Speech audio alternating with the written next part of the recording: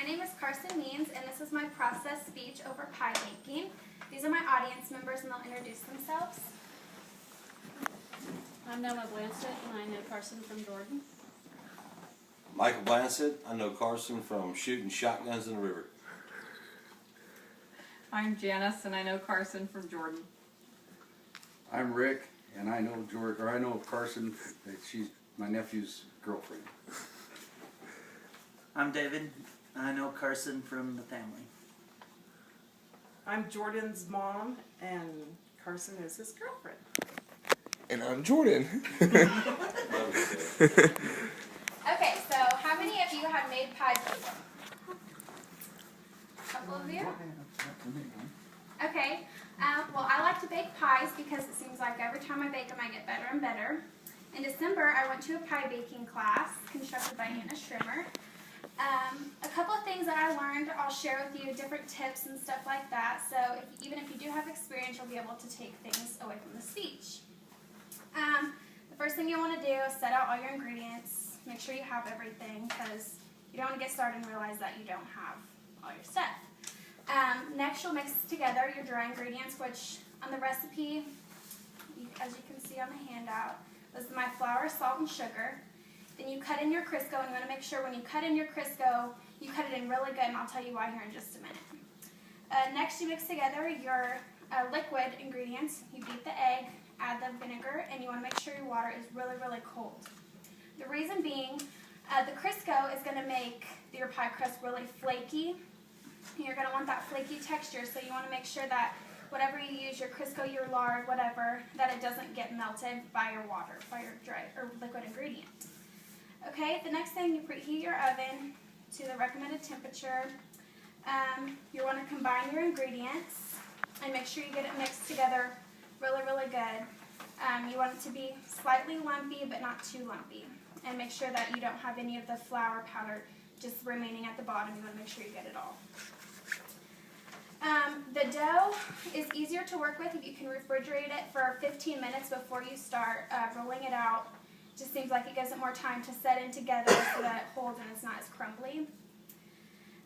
The way that you're going to want to determine how much dough to use, form it into a softball, and then you're going to want to flatten it into a hockey puck. You can place the hockey puck on your counter. Make sure that you put the flour down so the flour doesn't stick, or so the dough doesn't stick to the countertop. Flour your rolling pin as well, and then you start rolling it out. The way to determine how thick or thin you want your crust, most people say 1/8 of an inch, but nobody really measures. So you can take your pie plate and flip it upside down, place it on top of your pie crust, and usually if the dough extends an inch over your pie plate, then you'll know that it's done. Okay, the hardest part about pie baking, some people say, is getting your dough into your pie plate, and I'll show you a couple tricky little thing that I learned in this class. You just put some flour on your pin, and you roll it out.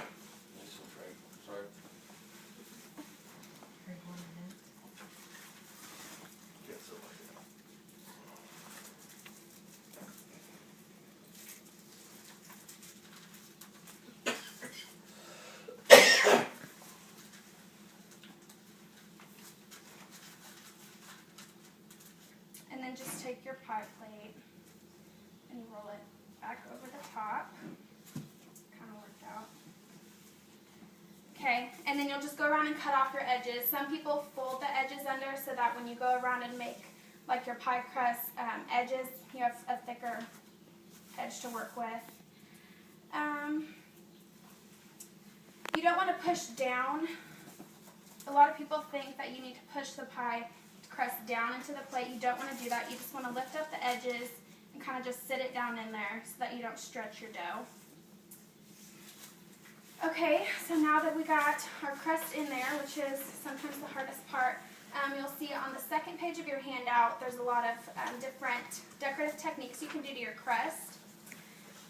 One of the things, as you can see on my plate, is I chose to do the lattice top pie. I chose to do that because it looks like you spent a lot of time on it when really it doesn't take any time at all and it looks really nice.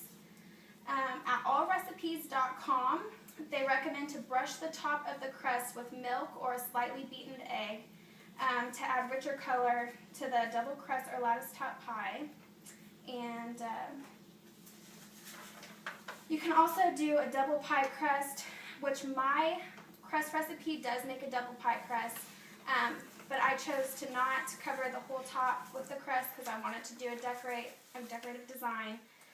So you can also do that. If you have extra dough, if you just want to make one pie and you have extra dough, you can stick it in the refrigerator for 3 to 5 days, or you can freeze it. And you can also make your pie up until you're ready to stick it into the oven, and you can freeze it that way too, and it's fine.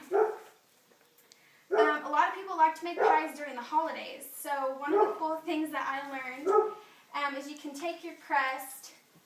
I'll just take it out of this pie plate. And you can just use a cookie cutter, whatever kind. This is just for like Christmas you'd use. And you can just set it on top of the pie that way. Or you could do like a Christmas tree. Usually you can get 2 to 3 cutouts on a pie top. And it looks really nice also. Okay, so now you're ready to put the pie in the oven. My recipe says to bake it at 350 for 45 minutes to an hour. Sometimes pies run over, which is one of the problems I had with this one. Mostly all fruit pies run over, so you'll want to put like a baking sheet underneath it so that it doesn't make a spillover in your oven and make a mess. One of the things I also learned from allrecipes.com is you can glaze your crust and make it really shine and look nice by thinning a 1/4 cup of light corn syrup with really, really hot water. And you just mix it up, and once your pie is done, you just brush it on top of the crust. You can also put sugar on at that time, decorative sugar. I always use cinnamon and sugar and mix it up together and sprinkle it on the top. You put it back in the oven for 2 to 3 minutes, and it's done, and it's just supposed to give it some more shine and make the crust look really nice. Okay, so I've explained how to mix up your dough, how to put it in your pie plate, how to do some crusts, decorates on the top. I put my skills to use on making a cherry pie, as you can see, and you'll all be able to try that. And does anybody have any questions? Yes. When you curl that, when you cut across the rim and you do that little decorative thing like that, Mm-hmm. do you have to put tinfoil on it in the oven? Nope. Nope, just pop it in the oven like that. Okay. Anybody else have any questions?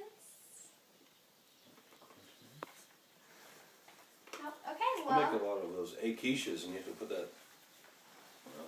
yeah. Well, so no. it doesn't get so dark or something. Yeah, and what I did with this one is I put the sugar on too early and then popped it in the oven. So that's why it kind of has the brown on the top, because it just kind of browns the sugar that way. I should have waited a little bit and then put it on, but other than that, no, I don't think you have to put the flag. I guess you could.